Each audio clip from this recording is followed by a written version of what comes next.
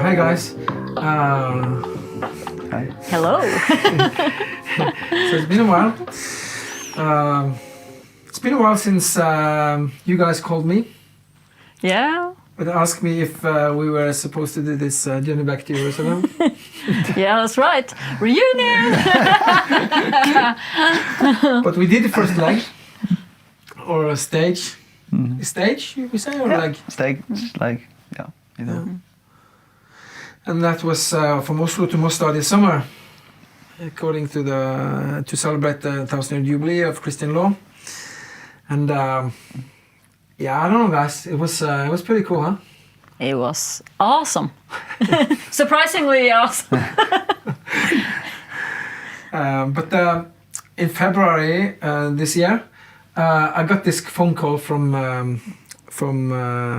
Vidar, which was director in Christian Radich, where we had a good talk about actually the war in Israel seemed to be a little longer than we expected, and we just agreed that it was not a safe or a good idea to actually go this year all the way. But I remember, of course, that that it was also a little disappointment that in the beginning to realize that this was not able to happen this year, 2024. We were actually supposed to be somewhere now, John, outside. Yeah, we would have been nearly in Haifa. Yeah. We would have been probably somewhere outside of Cyprus, on our way from Sicily, Palermo. Imagine that. Think about it. We were Yeah. supposed to do the last leg right now. Wow, with a long journey behind us. I wonder if that would have been a good experience. Another thing. So I was in the beginning. I was disappointed. I understood. I was. We gathered the crew and we prayed and talked about it. We shall talk about that. But then also pretty quick, a part of me was kind of like a little relieved because I really felt the time was going so fast, and I was starting to get really nervous about the whole journey because at that time we still needed even more people to sign up. So maybe, I don't know, like guys, how was it for you when you understood that we couldn't go all the way to Israel as was planned? Yeah, well, maybe you will. You had such a good thing before we started. No, I was. At first, I was. I would say I wouldn't say it's. Oh, this is bad. You're gonna have to chop this already. Hard to think what to say. No, I was. To put it this way, we've never ever had a clear word from God right from the start about when the timing for this thing is. We believed always that it's God's heart. This is His journey, His project, and that we just simply been called to kind of steward and go in faith for what His dreams is on this thing. We don't have our own agenda with it. In fact, it's much better that it never happens than it happens just to make it happen. Yeah. So it has to achieve a purpose and it has to come in the right timing. And we've been really clear about this. But we had experience that God had opened a lot of things and given us a contract, giving us a ship, all these things. And I think naturally when something is of God, that we have to be clear over the fact there will be attack against whatever is God's will and God's plans. And so for me, it was a big question.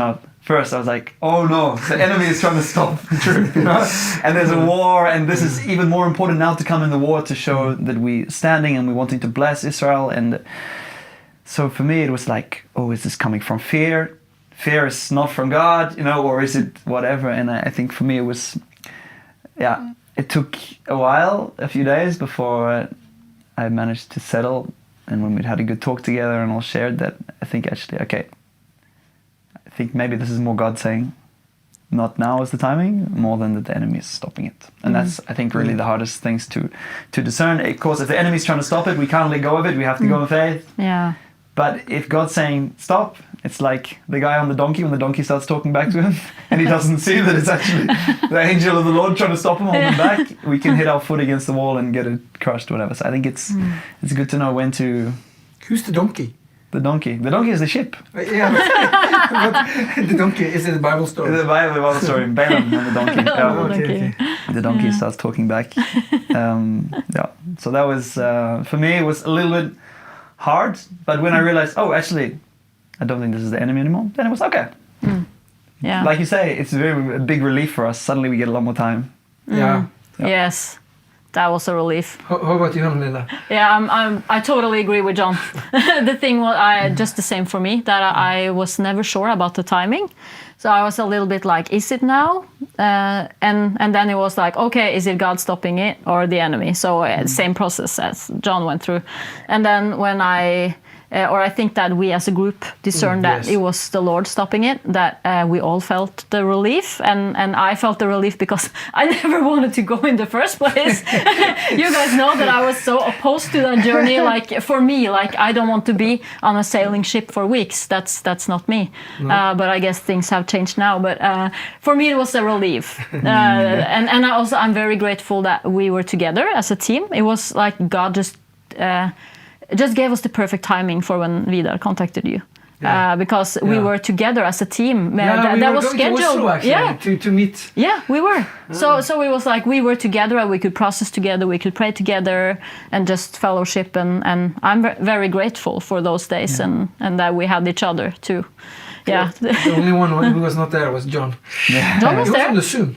No, John was there. Were you in Physically in Oslo, I don't know if yes. I was there or not. You were. Oh, You've been come on. traveling so much. Yeah. Were you in No, Oslo? he was there. We went to the studio, in Grimerud, and we Yeah. we recorded our songs, yeah. which Yeah, that's people can find on the Returning to on Spotify. And so we recorded those songs. We finished them. And we were there with Marianne and we were processing and then we met in Oslo, the whole group after. Yes. No, it was great because I remember we were just meeting together in prayer and we talked. And then Kaya had this epic feeling. She said like that as we were praying, God, is this, what are we supposed to do? She felt God showed her and told her that when you bake a dough, it needs to rise 2 times. Yeah. Okay. And she felt that this was kind of the second time. It was not a cancellation, but Postponing? Like Postponing, yeah. Yeah, postponing. Yeah. Yeah. and so she said. So this, and then the dough rises more. So she felt. So we kind of all have this feeling that this is not a cancellation, but we need more time. It's gonna rise the project. Yeah. And also there was another thing I remember that many of us kind of felt that it was not ready yet, and God has to do something in Norway before Absolutely. we could go on a long journey. Yes. Yeah. Yeah. And we didn't have the time to do it. If we would go this fall to Israel, then we wouldn't have the time to do all the things in Norway that God is preparing, I think, also. Yeah. So I guess we realized that when we were planning the prayer journey with the Coastal Express and all these things as well. Yeah, it's interesting that the whole thing with going in 2024 is that the 1000-year Jubilee was this year. And then, and that's kind of a miracle. Then we ended up having one contract for the leg from Oslo to Mostar. And then there was another contract for the whole journey. Yeah. So even though we had to cancel the long journey, we still have the contract on the shorter one. The shorter one from Oslo to Mostar, and that part had to be this year. Yes. And we did. Yeah. Yes, we did. It's true. You only get a 1000-year Jubilee once every 1000 years. So I think that this was, I still remember when we were in Israel last year, and we was there. It was the 6th of October. And we was on the floor of a bus bouncing on the way through the Galilee, driving along and signing the paper on the floor of the bus, trying to get photos taken to send to the good people at Christian Nordic. And, that was the fact that we got those 2 contracts in exactly that day, of course, before the war was beginning as well, on the 7th of October. And the Christian Nordic was so good to let us maintain the 1 contract as well. It was such a blessing. So we're so thankful and to... Like, it was such a blessing to sail now with Christian Nordic. Amazing ship, amazing crew on board, and so helpful to us in every way, and to accommodate and make it possible for us. And I think this was so right, to be at the 1000-year jubilee with also the kingship, kongeskipet, right beside of it, and Yes. to be getting to worship there together, and it was a special. It's a huge Yeah, it event, was. 1000-year Yes. Jubilee of Christian law. Yeah, come on. And the It's king huge. was there, not the king, but the coming king, Crown Prince. crown prince. Yeah, he was And, there. so let's talk a little bit Yeah. about the whole journey we had together, Yeah, because it was also a taste of sailing, Anne-Linda. absolutely. It was a good Because taste. you was not looking forward to the sailing part. Not at all. I dreaded the whole thing. Seriously, I was so I felt so scared, and I was very reluctant to go because I didn't know how I would like it. Heaps of people surrounding me, and probably no sleeping at all, and all these things, and I was terrified. And it turned out that I loved every part of it. I loved the ship. The crew was amazing, and the fellowship in our group. There were some people I didn't know. We were just like many people that I know that God had handpicked each and every one. I'm sure of it. It was the perfect match. It was so much fun with those people. We had the best fellowship, and it was fun sailing as well. I loved it. I just found it therapeutic in a way to be on that ship and just let go of the world and everything for a couple of days. And so it was really good. And also, of course, for me the favorite part was the prayer and worship on the ship, the warship we were doing. That was amazing because that's so in my heart to worship on the waters along the coastline, and so for me it was special to do that. Because that was our assignment. Yes. To pray for the coastline and all the places we went past. Yes. Yeah. And So it was good. Oh yes, it was so good. Yeah. and then sailing on the from Oslo to Mostea, Yes. the way going on the coast. Yeah. So unfortunately, I missed the part where you were there. Yeah. Because I was I was looking only forward there one to day do also. worship with John. Yeah. But John Alden, he was there the whole time. Come Yeah, on. I was there both ways. Yeah. You were a little bit sick the first day, and then you got completely. Yeah, that was so interesting because I also was kind of like I actually thought maybe I will be like laying down all the time because I usually get really bad seasick. Yeah. Only with some small waves. And I could feel it when I got on board, and we just got outside the Oslofjord. Started to become a little dizzy, and I thought this is going to be a nightmare. So I took these pills, and it was fine. Yeah. But then you couldn't climb in the masts and stuff. Oh, you missed So I was that. kind of like a little jealous of all the people that could climb all the time, but I wasn't seasick. Then. So I was really happy that they helped me. Yeah. And then I was on the way back. I thought, okay, I'm just gonna, don't take the pills early, but wait as long as I can, and see if maybe I have adjusted to the sailing. Because I so wanted to climb the ropes because that's so fun, and I didn't get seasick at all. Woo! So actually, I know that I take a little, probably after 3 days, I am not seasick anymore. And now, Awesome. Good to know for that's the a long miracle. journey. And now I'm so looking forward for the long journey. So this was kind of a test for me. Yeah. Yeah. We had a good time in the ropes, We had a great rope in time. the masts. There weren't too many. We were quite few people when we sailed back, and there wasn't so many that was keen to go in the mast. So luckily for us, we really enjoyed it. So we got to spend a lot of time climbing around whilst other people were doing much more useful, helpful things down below. That was really fun. It's something very special when you're way up high. I think the top of where we were up to, I don't know, 35-ish meters, maybe a bit more. Scary. Yeah, you're out there, but you're just surfing. The boat's surfing the waves. You're going downwind. We got a really good wind on the way back. Yeah. And then you're up there and crazy. you're just looking out, and the boat's surfing, and you're moving in every direction. It's such some of the best moments of life, actually, out there. Ooh. And the rigging, we had a really good time. Cool. I never climbed because I I have fear of heights, but Next time. it Next looks time. well. We'll see. But it looked fun. You love it. Yeah. I don't think so. I don't think I would, to be honest. Now they have security, but they told us that 2 years ago they didn't have security, so they climbed up to the top of the mast with no security. Seriously? Yeah. Oh, come And on. the captain told me that usually on these ships, they calculated one person died per year. Seriously? Yeah, he said so. Back in the days. Oh, back in the Yeah, days. in the Okay. days, not 2 Yeah, years that ago. makes sense. But Back now. in the 50s. Yes. But what do we feel that? What's the fruits of this journey? Why was this an important journey? Except that it was a good experience with the sailing. What this achieved? You guys have any thoughts of that? Well, for starters, I'm pretty sure that things happen in the spiritual that we don't know anything about as a response to our prayers and worship. But also what we did when we arrived Moster. I felt the Lord say to me, I want you to reestablish the Christian laws for the next 1,000 years, or just reestablish. And I was like, okay, how do we do that?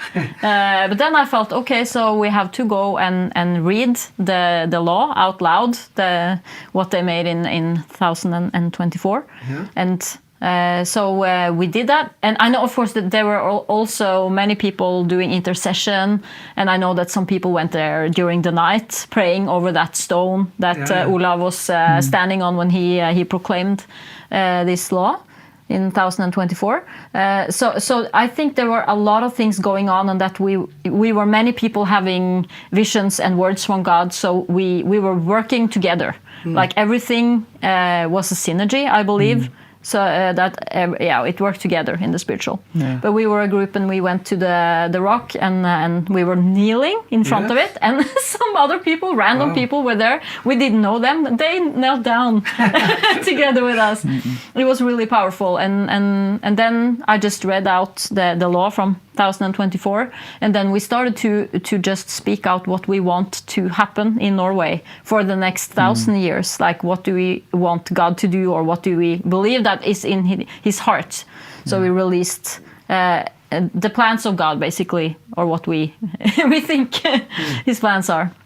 And it was really powerful to do that. And I think that it was something of great significance, actually, too. Yeah, I guess a lot of the significance of it is coming from the fact that in this original law, the first law which we're celebrating here, it was written that the first thing in our law, we'll bow down towards the east, and we'll pray to the Holy Christ, that he will hold our land built up, and that he would also keep the king healthy, and that also that the king would be our friend, but God would be friend of everybody. But the significance of being able to be in this place where this declaration, we've been working with this project now, returning to Yorsal, to Jerusalem for the last however many years, but to be there at that place where literally the first thing they did, the reason why they would bow down, we have a good friend Hova who wrote this amazing book, Drømmen om Norge, the dream about Norway, but he explains that the reason why they would bow down towards the east was because, of course, out from what Jesus has said, that as lighting is seen, the east. So it would be his coming, and to be able to be there, and again for the next 1,000 years, believing that this project is a part of a much bigger thing that God is doing to turn the nation back to Him in anticipation of His return back to Jerusalem. To be there and to get to bow down again towards the east and pray again. This was like really significant, I think. Yeah, because the first, what Olav said was bow towards east, and said the first law is to bow before. Bow and pray to the Holy Christ. Yeah, exactly. Yeah, Christ first. That's the first thing. Exactly. Yeah. And bow towards Jerusalem. Yeah. Exactly right, because everything which was coming up, which was shaping this whole nation, was coming first from Jerusalem. When Jesus, He sent out his disciples, Jerusalem, Judea and Samaria, and to the ends of the earth. We're the ends of the earth here. Yes. And as a fruit of what God has done, this and is His a gospel going out. proof that what God told the disciples happened. Amen. Now now. Yes, that's true. No Christianity. This is the fruit. Not now, but 2,000 years Yeah. ago, Christianity arrived. And I think we will see the fruit of what was done in Moster also in the years to come. I truly believe that. Because this has been the foundation of our nation for 1,000 years. But I mean, but it's not automatically being the foundation for the next. But I think there is power in the prayer and the declarations and. Yeah, I believe that's why we're doing a lot of those things that we have been doing. Yeah. And also the prayer journey from Kirkenes to Bergen as well is a part of it with the Coastal Express and praying in Svalbard and all the things that we have been speaking out along the coastline on Norway. And now we have covered the whole coastline, actually, by ship. Yeah. That's pretty cool. It's really cool. What were some of your highlights from Oslo? No, I was just thinking like when we came there, it was interesting because this was a 1,000-year jubilee, but it was not a Christian conference. But thanksgiving to Jesus and you know the Christian heritage was being lifted up in so many different events. So that was a real highlight to just come there, and it was almost like a Christian conference because so many cool. And the Friday night when we lift up thanks and worship to God in this På grensen til lovsang. But also when I came, I was supposed to keep a little speech. Yes, you did. So we came in.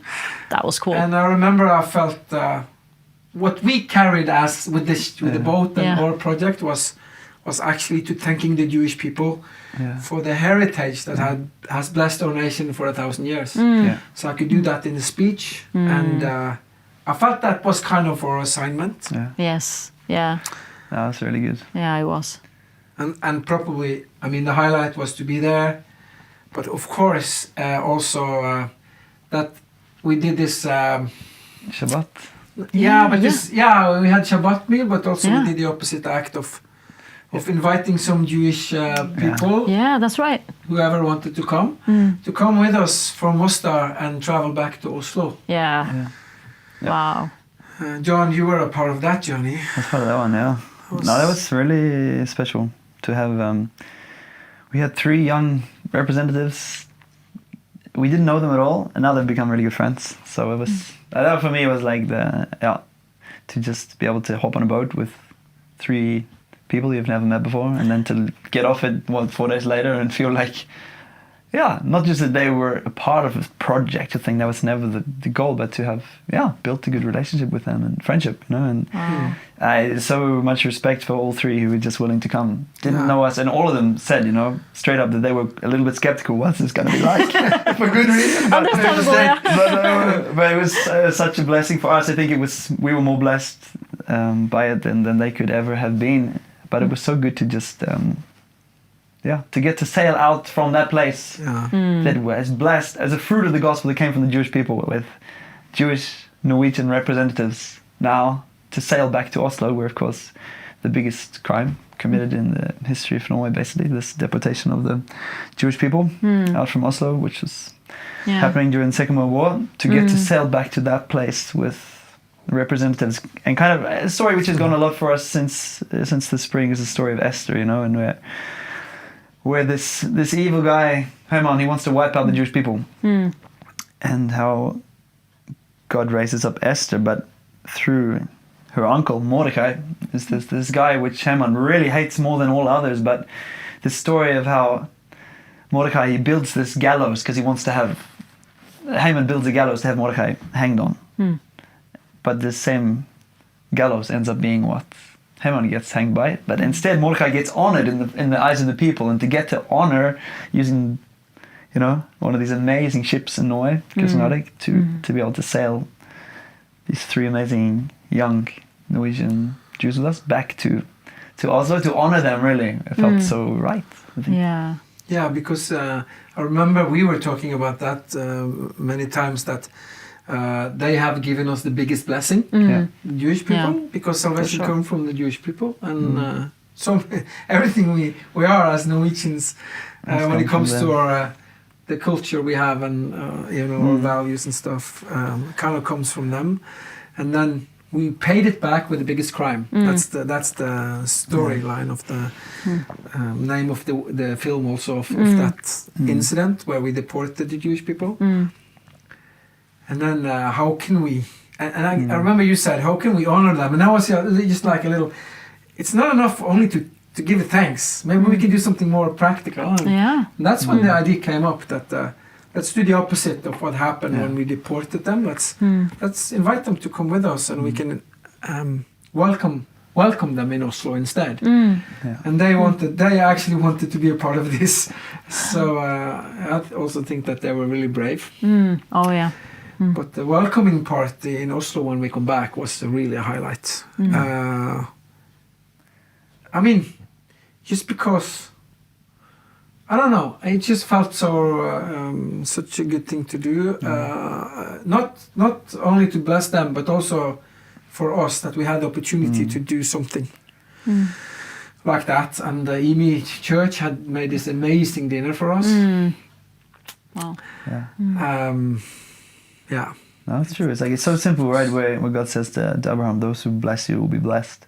So to get a chance to actively bless, we get more blessed in return. And I think we all felt so incredibly blessed from that time. They're getting to be a part of that and to honor God's people.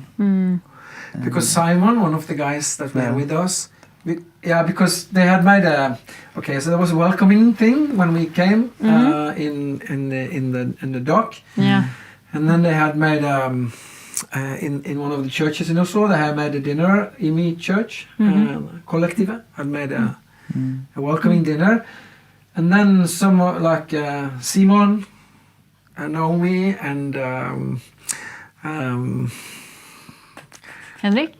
Henrik and Tali.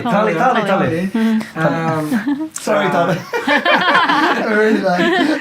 They had invited their families and also friends, so there was more people from the Jewish community, and Cool. it was so nice to also get to know more about the Jewish thing, the culture, and Oh, amazing! I'm so sorry I missed that. I missed the best part. Yeah. But then Simon, his grandma came, and she actually was 12 years when the deportation of the Jewish people happened. So she came for the welcoming dinner and told us the story of how she was supposed to be deported, and she came with a taxi in 1942 down at the harbor in Oslo, but then she was too late. So the ship was leaving, and they told her, you need to come back because you're going with the next ship. But then they actually managed to escape to Sweden. Wow. And now she was there on the dinner and shared the story with us, and it was kind of like the story was kind of, True. I don't know. And we've just had a grandson sailing with us, which of course, if the taxi had just been a little bit earlier, we wouldn't have had. No, then he wouldn't seen with exist. us. This amazing young guy with such a So it's it's even things like that to see God's hand. What He has managed to. Yeah, the power of reconciliation. I mean, the act of reconciliation. So no, guys, we have done the first chapter. Yes. And it was great. It was awesome. I look forward to the next You ready for chapter. more? I am. Can you believe it? I wanna just conclude say one more thing actually. So also when we talk about the assignment of this journey, there was also this letter that we wrote, and this is a letter that we got it on the 1000th Jubilee of Christian Law. We wrote it ourselves. Yes. but it's a beautiful. What we say here is we say thank you for the Christian law and the heritage that we got from the Jewish people. But we also ask for forgiveness for what happened with in the past of anti-Semitism and these things. And then there is a greeting for the future when we say that the past shall never happen again. We will stand up and make sure that these horrible things that happened to the Jewish people in the past, we will not do it again. and then we took this letter with us to Oslo to give it to the embassy, Jewish embassy. But actually, this letter is supposed to be the letter that we're going to bring this message back with us to Jerusalem. Amen. But what happened on the way in Oslo? way? Yeah. What are you talking about? I think oh shoot! Did you Anlinda. maybe? You promised not to talk. Anlinda. I did it anyway. Oh, okay. I don't remember what happened What do you have in your glass?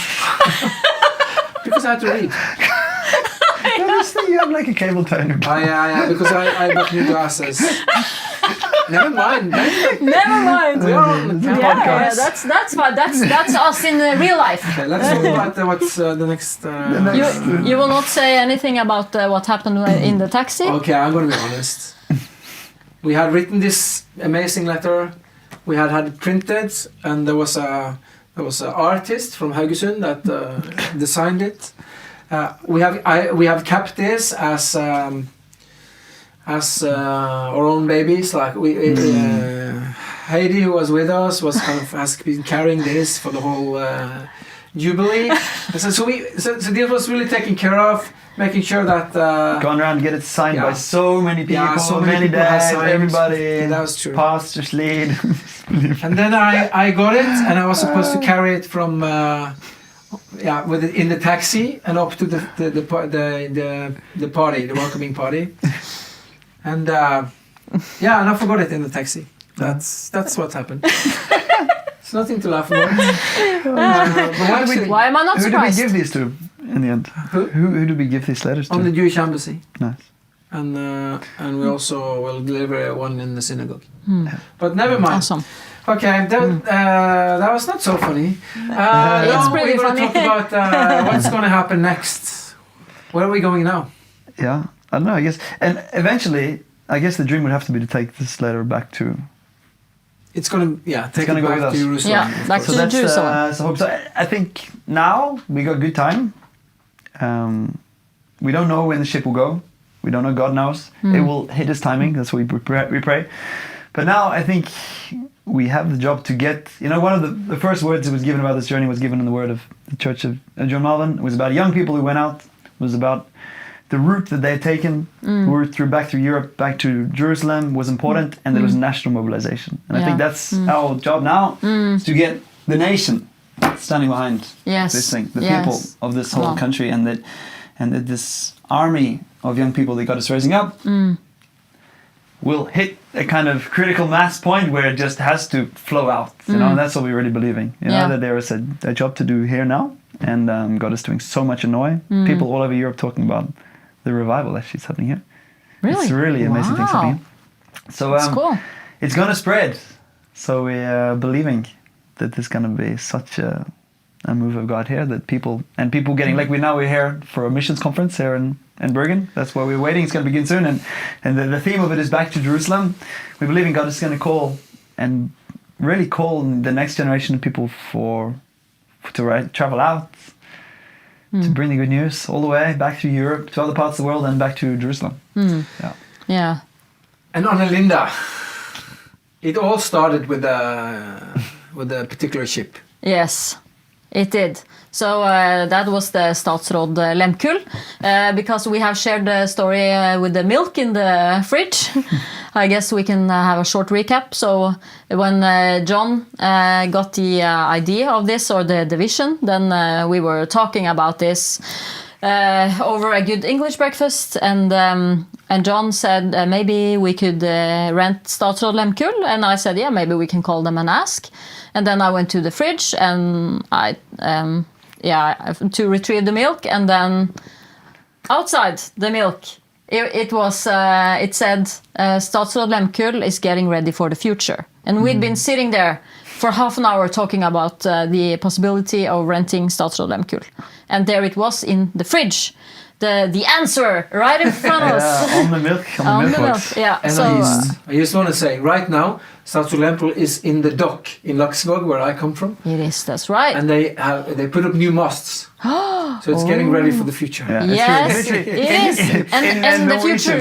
It's like it's actually saying Stadsholdempel rigger sig, so it's getting rigged. You know, Yeah. when you're rigging the ship in Yeah. the future, it's literally getting rigged. So it's even more than to just get ready. It's just literally rigging itself. Rigging Well, is. we So still, of believing. course, want to go with Christian Radek again, Yeah. but Yeah.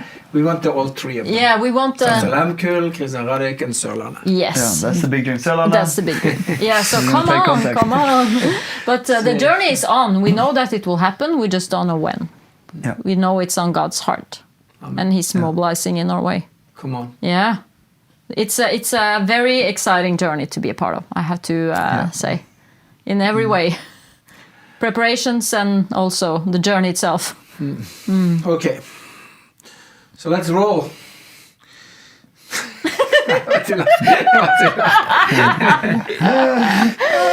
Nei, vi gir oss. Kutt, kutt. Takk for nå. Nei, bli med.